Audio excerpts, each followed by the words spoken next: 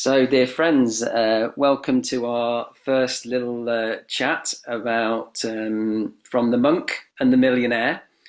And yeah, we're just playing. Myself and Misha are just playing around with And who's the monk and who's the millionaire?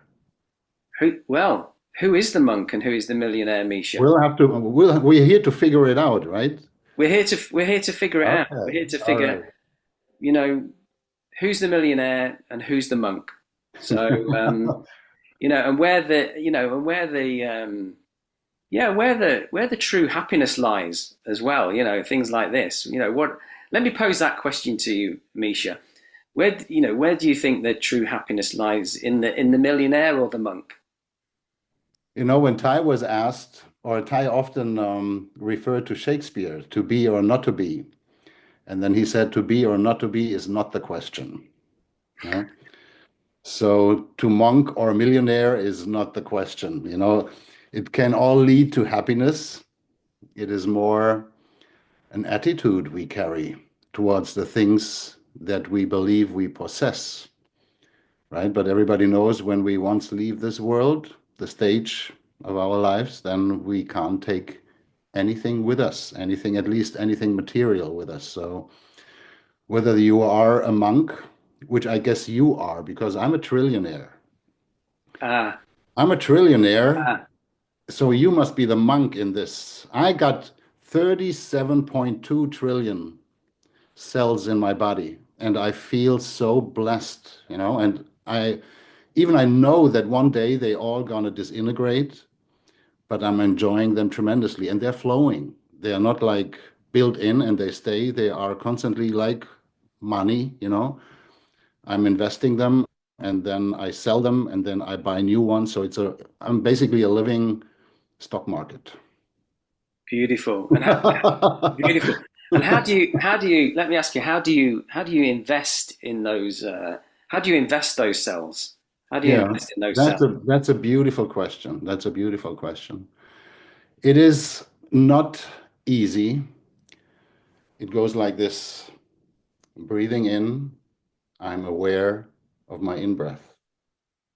And then I look deeply and listen deeply into my body and see where this stream of air went into my body, how it connects through the blood vessels, interacts with my body, goes into the cellular system, into the mitochondria, or however you say, that little powerhouse in our cells, and the whole miracle starts. And then breathing out, I'm aware of my out breath. I release all the cells that served me long enough and that are transformed to give life for my continuation. This is the investment, basically. And you can't sleep. You can't afford to sleep in this business. I have to breathe all day, all night. It's hard work. You are laughing, but it's hard work. And because you have to be aware of your breath and you have to look deeply, otherwise this happens and you don't see it, and if you don't see it, you don't have it, right? Yeah, yeah. Well, you see, listening to you, Misha, listening to you, it's like, I'm thinking, how can I monetize this?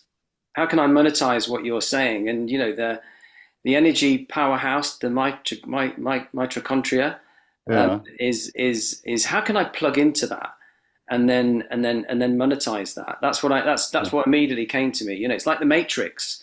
It's kind of like, just you have this amazing energy, and I want to plug into it Monetize it. and monetize it. How can I do that, Misha? Well, I don't know. I'm not a businessman. You see, I'm a teacher.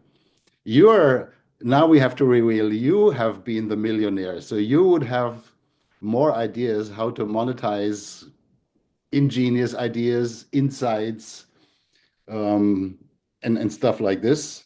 You will know for whom it is a must-have, a want-have, a nice-to-have, and how to bring it to the people. So may I return the question to you and say, how could you possibly monetize if this is necessary at all, but maybe for a good cause, like why not monetize insights and practice and then put that money into a good cause that fosters this insight, basically, right? And shares it with more people, so more people are able to look deeply, are able to live a wholesome life, and share it themselves with their environment. So back to you. How can we monetize it? Well, I think this is why you because we're a similar age, and I think this is why you still have nice black Oh, hair, yeah, there, and I'm a millionaire. you're a millionaire, Yeah. I'm a pauper when it comes to to hair and color. But You yeah, know so how they say a beautiful face requires space, you know? so so yeah, it's kind of like yeah, if we and this is the beautiful play with kind of like wisdom and and wealth or money and power. Um, we don't really want a ideally we don't want a revolution. We want ideally an evolution, and it's kind of Mm. like you say, it's like tapping into this energy, and for me, I was on the floor, kind of like when I encountered the teachings of Thich Nhat Hanh, because of all this all this material stuff just fades away, and Mm. it can come and go, and the stock market, as you mentioned, is up and down, and we go up and down with the stock market, and this is why I have grey hair. Aha, I see. Okay. So stay away and from the the stock market. Okay. and the businesses, yeah, um, but the energy is is right here, right now, in us, and I didn't spend as much time in the monastery in Plum Village as you have, but I spent a couple of years in there, and it was transformational, plugging into this energy field, and it's like the quantum field, and when we plug into this, um, we can really be these powerhouses and share this beautiful wisdom with the world, like like you just said, you're on it 24 hours a day. You're breathing, you're consciously breathing as much as you can, ideally, if we can do that 24 hours a day, coming back, like you mentioned, just like breathing in, I know that I'm breathing in, breathing out, I know that I'm breathing out, and I'm taking care of these trillions of cells within us. I think I might have 42 trillion, though. I think maybe Wow, so. you're even richer So than so, so, and like Ty reminds us, it's kind of how do we nourish how do we nourish this, what sensory inputs are we taking in, what food are we taking into our system, what is our volition in life, Mm.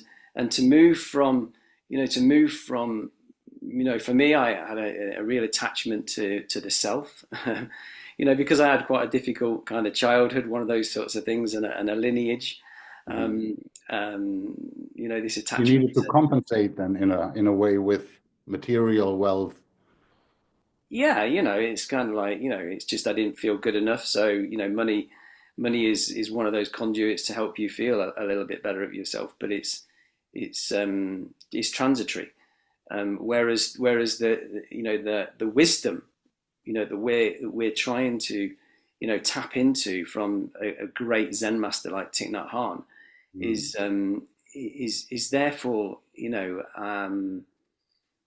yeah, it's there for, I don't want to say eternity, because we're going into a dualistic view, but I was lucky enough when I was 10 years of age to have a near death experience and touch that ultimate reality that Tai talks about, Thich Nhat Hanh talks about, and yet I lost it because of the power of society pushing us in certain directions of what Right. is importance and what is wealth, and it Which really is a great taps into. question. We're talking about wealth here.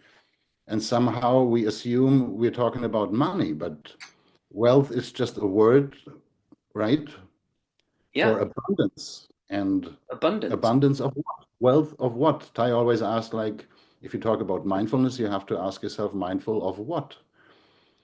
And while he didn't require us to breathe consciously 24/7, he said, you can be mindful. And he asked us to be mindful 24/7. He said, Tai, even when he sleeps and he dreams, he can be mindful of his dreams. And this is what he asked of his disciples too. But you see, we talk about wealth and Plum Village, for example, and not. I lived in Plum Village in many centers, and we live quite humble.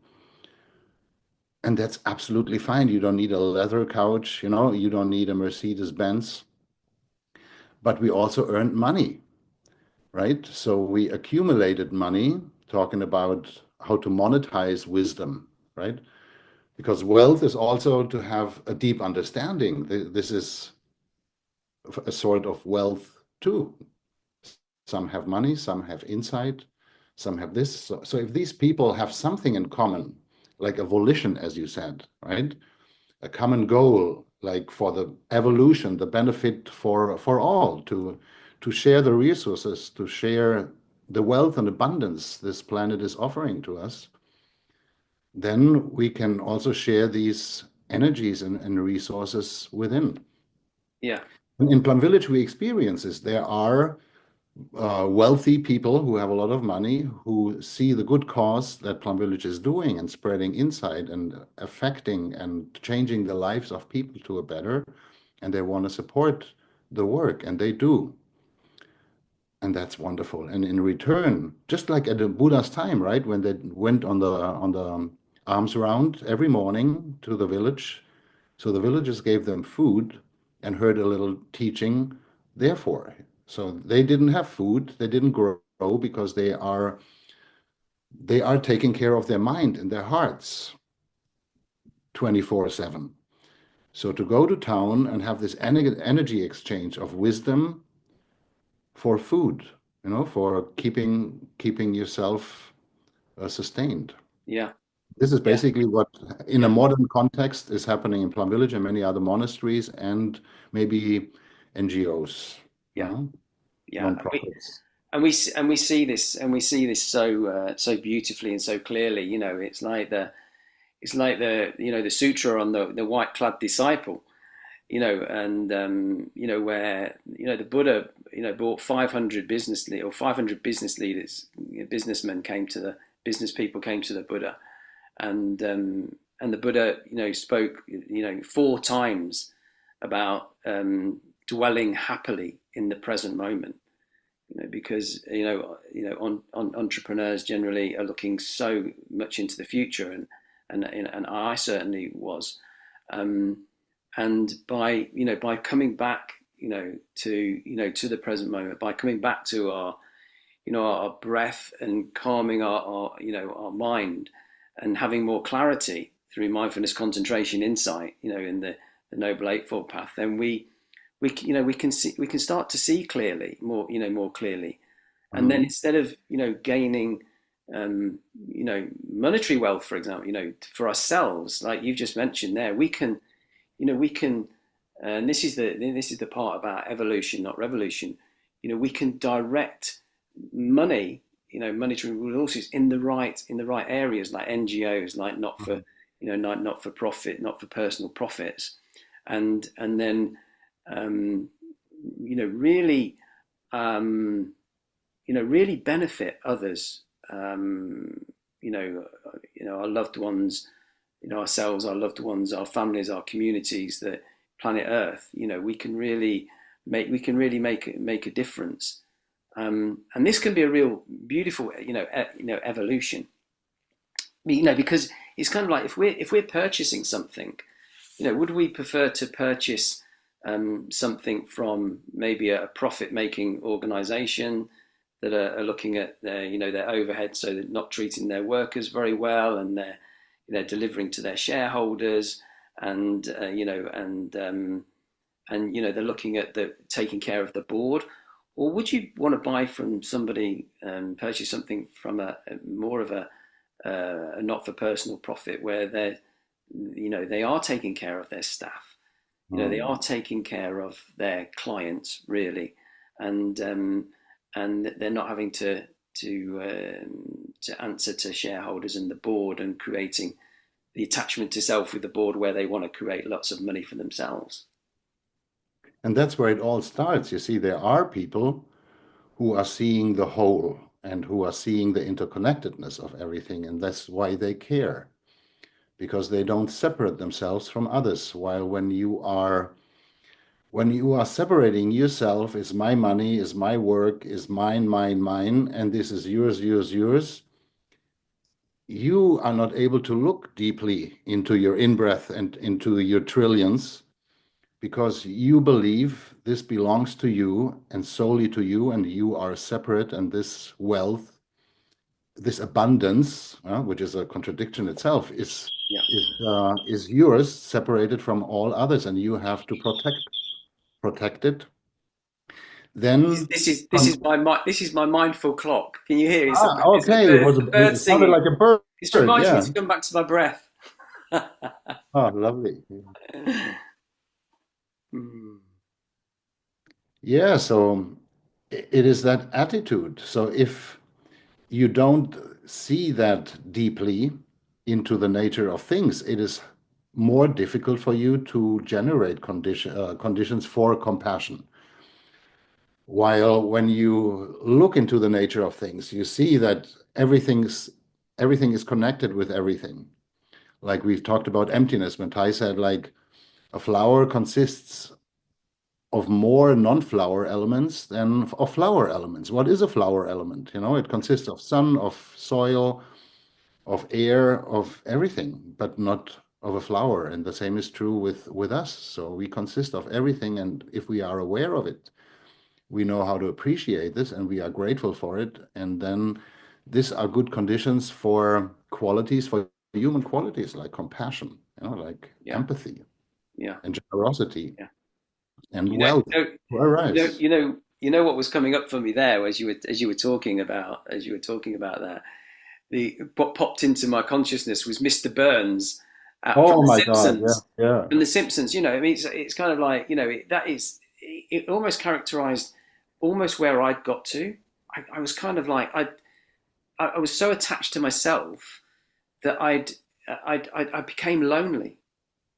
Yeah, I I believe felt it, so because lonely, and it's a you self-fulfilling prophecy, it's a like self-fulfilling mine, mine, prophecy. mine, and you Mine, are mine, mine. lonely because you are separating yourself more and more until you feel the. And may I ask you, like, what cracked you, or what happened that you realized that, and that you stepped back or out of it or turned around, or whatever happened or Yeah, transformed? What needed to happen for you to crack? yeah. Well, thank you for that Crack out question. of your loneliness, right? It's so clear, and Gabor Mate talks very beautifully about this, and so does Thich Nhat Hanh about that. You touched on it there, the Brahma Viharas. Um, you know the essence of love. The essence of love, kindness, compassion, joy, equanimity, these beautiful essences. And if you don't receive that as a young child, Mhm. then this is damaging for life. And it damaged me. So I was scared, and I was fearful, and I was lonely, and I lacked love. So I was trying to get in control of my life, but I had the wrong view of getting in control of my life by having all of these external things that were going to try and make me happy. And then, but if I'm not happy in myself, like I wasn't happy in myself, how on earth am I going to be happy with everyone around me? My partner, my wife, that I grasped after. Then we had our children young, and then that put us under financial pressure and scarcity. And then I'm grasping after money and wealth because of scarcity again. And trying to feed my children, and then I got caught in the whole wanting to have more and more and more. and then looking and leaving a trail of destruction behind me. So because I was working hard, I got divorced. Hmm. My children were leaving the nest. I started having problems in business because I was making bad decisions, because I didn't have this clarity that we talk about. I was getting involved with the wrong people. A business friend of mine spent 2 years in prison for fraud, Oh. and I was connected with this. It affected one of my businesses. I had something going on with one of my other businesses, and so it was like I was crashing. So it's the first noble truth. I was suffering, and everyone else around me was going like, but I was still going up the golf club and playing golf and turning up in my Range Rover and getting my golf clubs out, and everybody looking at me going like, Ian, you've got a wonderful, wonderful life, and I'm going like, well, why don't I feel that? Yeah, yeah. And people are coming to me, and I was in the 19th hole drinking with my friends, and then I tried to give up alcohol as I encountered Ty's teachings, and then realized I couldn't. So I realized like, oh my goodness, I've got dependency on alcohol as well and things like this. So I was like, when I arrived in Plum Village, I was on the floor, and Thich Nhat Hmm. Hanh spoke to me like nobody else has ever spoken to me. And this was, 12 years ago now. I'd already been on the path for a few years, but Thich Nhat Hanh spoke to me. I think you would have been there when he did the big retreat on what happens when we're alive, what happens when we die. And Hmm. it was like I was looking at my life, going like, I'm already dead, And so the transformation started to happen then, and to get nourished, start releasing the Hmm. separate self and start to say, okay, what do I really want to do with my life? And now I've let go of almost everything. I don't have a house. I mean, I wouldn't expect anyone to do the crazy things that I've done, but I don't even have a house. I've let go of pretty much all of my wealth. And this is another thing as well.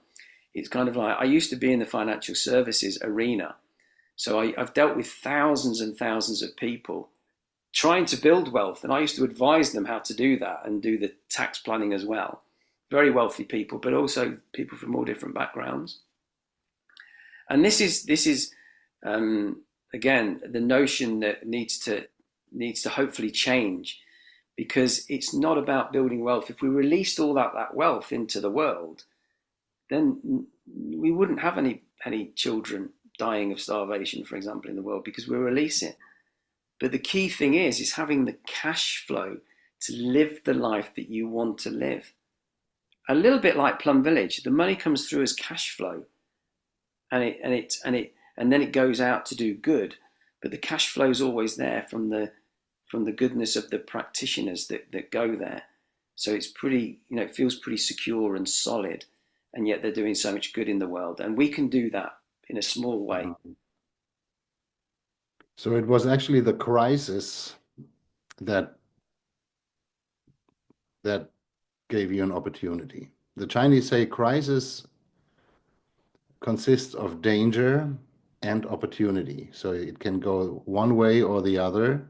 And for you, it was a wake-up call Yeah, to go to Plum Village because the books, or however Tai spoke to you, really resonated with you and you recognized yourself in it. That you said, I have to withdraw from this arena and go to Plum Village and live there for 2 years. yeah, yeah, and as we know through the teachings, it's like no mud, no lotus. So even though I have regrets about my past, I can I can I can embrace them. It's kind of like, and as we know, it's very difficult to go on this path because we resensitize ourselves, and we get more, in touch with the interconnectedness, the interbeing of we're connected to everything instead of being this separate self and about me. Um, so we get more sensitive, and when we get more sensitive, we can suffer more even on this path. Um, and that's why, as we know, that's why we have each other. as Mm. brothers. That's why we have the communities around us. It's so important for us to have this wealth of community around us to support Mm. us, because it's a difficult path. Because it's like this attachment and aversion continually in the Mm. practice, isn't it? I started to get attached to my regrets, and as we know through the 51 mental formations in Buddhist psychology, regret is indeterminate. So we shouldn't grasp onto it, but we shouldn't be averse to it. We should hold it with beautiful balance. And I went down the path of regretting too much, and then getting caught in that and spiraling. Had to come back out through the help of friends on the path, Mm. and then a crisis in Plum Village, where I thought, wow, what is this life all about? If I'm touching into the ultimate dimension, going into my near death experience of when I'm in deep meditation, living in Plum Village, then what is the point of life? And again, the community had to Mhm. hold me, to make me realize that, this is a miracle that we're here, right now, and that we have a choice right now what to do with our lives, and to open our hearts and really give to this energy that you were talking about at the start. Give this energy to help others, and when we help others, when we take care of ourselves and really love ourselves, we can start to love others and help others more and more and more, and the energy keeps coming with the community. Mm. That's really impressive. Not only that you took that cracking open the crisis to withdraw yourself, but then also that in this time, in this community, you found your true values or the values, I don't know, universal values maybe, or qualities that were watered in your consciousness, where you said, like, I'm not going back. You could also have said, like, okay, now I've healed my attitude, my expectations. I'll be a Buddhist businessman, and I'll do things differently. But I want a Range Rover and I'm missing the golf club. But this is not what you did, right? No, I think, no, like, as you said, like the collective, the community, the community of practitioners is a great support, but what they actually do? They breathe mindfully. It's so simple. Tai also often says, like, it's simple but not easy, because just by simply being aware of your breath, of your existence, of the gift, the miracle it is, as we said, like, you are developing these qualities and you are fertilizing the soil for these beautiful qualities like compassion, equanimity, inclusivity, like peace, happiness. And actually, nobody is doing anything but taking care of themselves. And this is a very good example to me for this, how the world works. Like, and if you look into nature, we look into nature for everything. If we build um, planes, if, like for swimmer suits, we look at sharks. And but we don't look at nature when it comes to these money things. This is still something belongs to me. Like when you look at the sun or the ocean, or the mountains, the trees, they are giving and giving and giving, and look, the sun is still burning, although it is giving nonstop. The trees are actually like beautifully living and exchanging gases with us, that we can't see that this is a reality, that this is not a concept, but this is a working since millions and billions of years reality, which we refuse to see when we decide to hold on to something. And be it money, be it regret, be it anything, it has to flow, yeah, just yeah, like the breath. And if you're aware of the breath, you're in touch that with yeah, with everything, and you know that everything flows, yeah, and you can hold nothing back. yeah, And you experience it. It like cracked you. You felt lonely, and then you imploded, basically. That's how yeah, the image in me comes up. yeah. And you know it, and you would have experienced this, Misha. I'd like to hear why you originally went to Plum Village, but um, this was the most incredible thing. One of the most incredible things.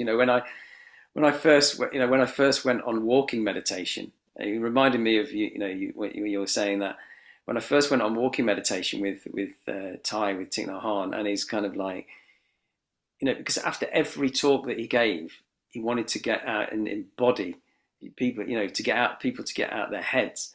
And I was so in my head, when I first sat on a meditation cushion, I think I literally had thousands of thoughts in 5 minutes, and I just couldn't wait to get off this meditation cushion. And just walking in nature with Thich Nhat Hanh right behind him, just watching him just be in awe of the trees and the nature and the plants and the environment. It was it was really mindfulness in action. Mm. And I know you would have experienced this, and I know we're very, very blessed to have experienced long periods in Plum Village. Um, but to spend a year, for example, in Plum Village, I couldn't believe that I had so much peace, contentment, and interconnectedness through walking meditation every day, pretty much, with the community for whatever it was, 45 minutes in nature, and then recognizing, because you're walking the similar paths most days, and recognizing the little nuances, the little bud coming up, the little flower that you'd not spotted yesterday, and being in touch with that, and then the buds coming on the trees, and then going through the whole cycle of nature in a year, and the same buds that you've seen come up on the trees into the leaves, and then in the winter, that in the autumn, they're coming off the trees, and you're walking on the leaves, and you become.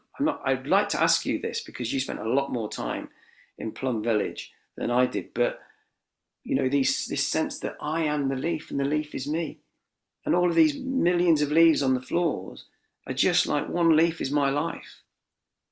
And it was just, if you'd have said that to me 10 years before I'd have been doing that as a business guy, I'd have been going, what are you talking about?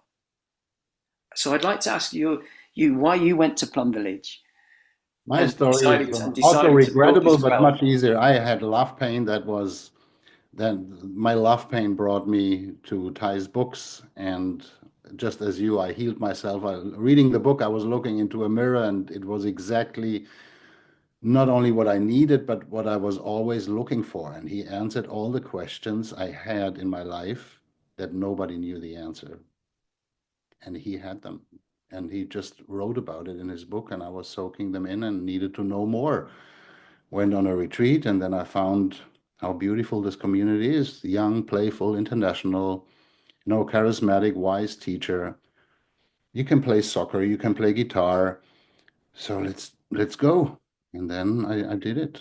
It was a decision, you see, of course. And then you pay a price. You pay the price of leaving the material world, the fun behind. But I had enough of it, just as you, and I was correct, you know.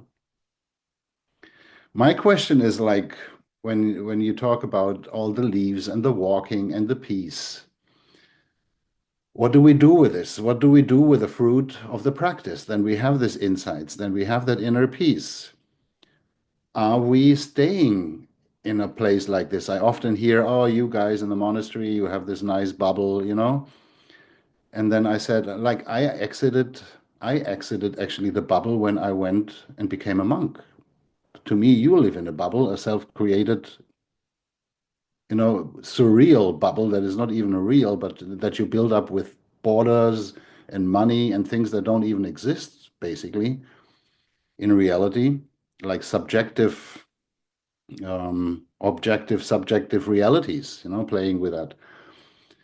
So my question is, what do we do? Like, are we staying in the place and hoping that more and more people come, like just at the beginnings of big cities like Rome, it started as a village and it becomes bigger and bigger, and then and then you infect and affect the whole world population with mindfulness, or which I believe, like that insight comes, deep spiritual insight comes with the responsibility to share it and to go to places where people are not fortunate to have conditions where they can see that, or where they have not met someone who has touched this, especially with a worldly experience, coming from suffering, coming from a crisis, which they probably can relate to. And you don't even need to teach. I remember a few monastics, we were walking in New York City on Union Square when somebody shouted at us and said, like, you are disciples of Thich Nhat Hanh. We looked and I said, yes. How do you know? And he said, I see it the way you walk. So you see, like, we didn't even need to teach any, but basically we taught, right? Walking in peace, being peace, walking through a big city, through hustle and bustle. So I believe my responsibility is, as a practitioner, to be that teaching, to be that insight, to be that interconnectedness, to be that abundance, basically. No? And this collective at the same time, because I have the collective in me of the community of practitioners, of all people that somehow, at some extent, in whatever tradition they are at home, generate awareness and live consciously with a big heart, and know about the abundance of the sun and the trees in our hearts, and live that every day, right? Yeah, yeah.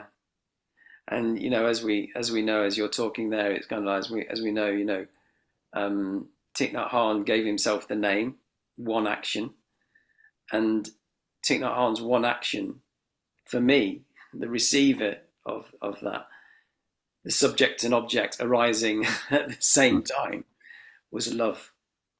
Mhm. I received love, and Most beautiful gift, isn't it? the most beautiful gift. And I saw in Thai, as you would have done, the as Thai says, probably one of the greatest, if not the greatest gift, non-fear. And I saw in Thich Nhat Hanh, and you mentioned there about what can we do. Well, for me, it's kind of like, this is why Thich Nhat Hanh said maybe the next awakening, the next Buddha will be community. And I feel this, this energy, radiating out, and hopefully just you and I having this conversation, and if we pop it on YouTube or whatever, then if we can help one person a little Hmm. bit, and Hmm. we radiate this out into the world as much as possible, that's enough. And I know deeply that that's your aspiration, to share these incredible wisdom teachings of Thich Nhat Hanh, and from all of the deep spiritual traditions. I'm roots in Christianity. My ancestors down one side of my line were Methodists. My ancestors down the other line were Jewish. So it's the mix, the beautiful mix of all of these ancient wisdom and indigenous species who understood this connection with the earth, and that we're all completely interconnected. Um, and if we can share that to as many people as we can, then we're part of that community. Hmm. Absolutely. And that's why this was the aspiration of Tay too, when he established a practice center, a space where people can, just like you and me, come in and dive in, hop in, practice, soak in the wisdom and the love, and then go out and spread it in at your home, in your hometown, in your country, right? So to create spaces is a beautiful thing, Yeah, right? And love, yeah. right? Really love. I also believe when we said like love is the greatest gift, and then we said non-fear is the greatest gift. I think we said non-fear is the greatest gift because Thai says non-fear, and Buddhism says non-fear is the greatest gift. But then I asked myself, and it says, but non-fear comes out of love, you Yeah. know? If everything comes out of love, Everything hope comes out of comes love. out of love. Yeah. So to learn how to love wholesome, Yeah. no, selfless, Yeah. is to realize no birth, no death, Yeah. realize emptiness, aimlessness, signlessness. All the beautiful qualities, they stem from a heart set on fire for your fellow living beings, for Yeah. And this is place. not. And this is not for now. This is not for now. This may be on some other episodes that we may do. But it's kind of like, and this connects really deeply with me. Thich Nhat Hanh really talked to me. The only person that ever really talked to me about what I experienced in my near death experience, and it is what Ty talks about.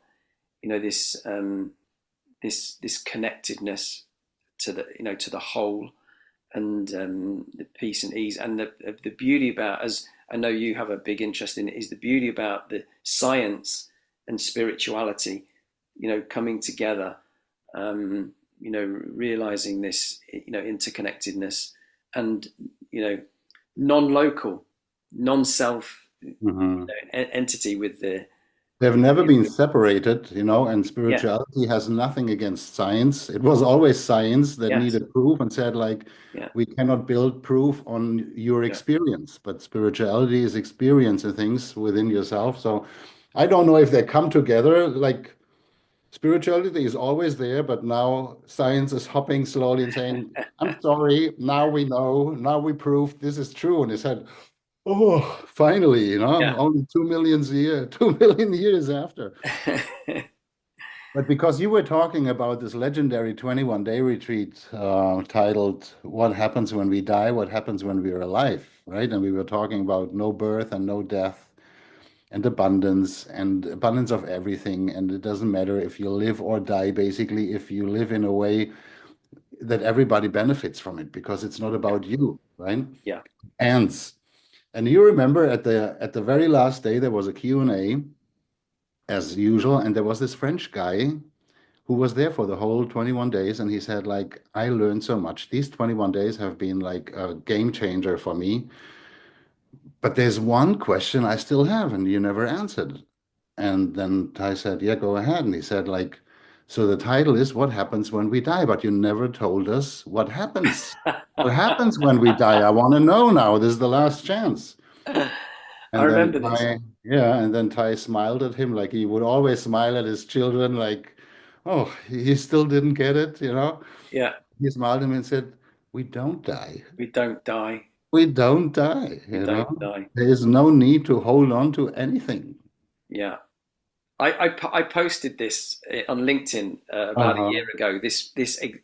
I recorded it because luckily I bought all the CDs Uh-huh. from that talk, and it's a real I still go-to keep for, the booklet. I still have the booklet here yeah, and I look into it every now and then. yeah. Yeah. Great And resource. yeah, I just recorded my screen and of that, and it's like he smiled and just go when Hmm. we don't die, and it's like, it's only a few months after that he had, the big the big stroke, Hmm. and Hmm. he Hmm. kind of felt that he knew, his Zen master knew, and he was talking about his own continuation, the continuation Hmm. from that And 21 day. prepare everyone, right? Yeah, Not to attach to prepare. him either. Yeah, yeah, Mhm. not to attach. Wow, that's beautiful. Oh, my dear. Yeah. I mean, this is just the start, hopefully, of our little interactions. And yeah, would you like to finish with what would you like to leave? What would you like to leave anyone that views this? This little interaction that we've had together.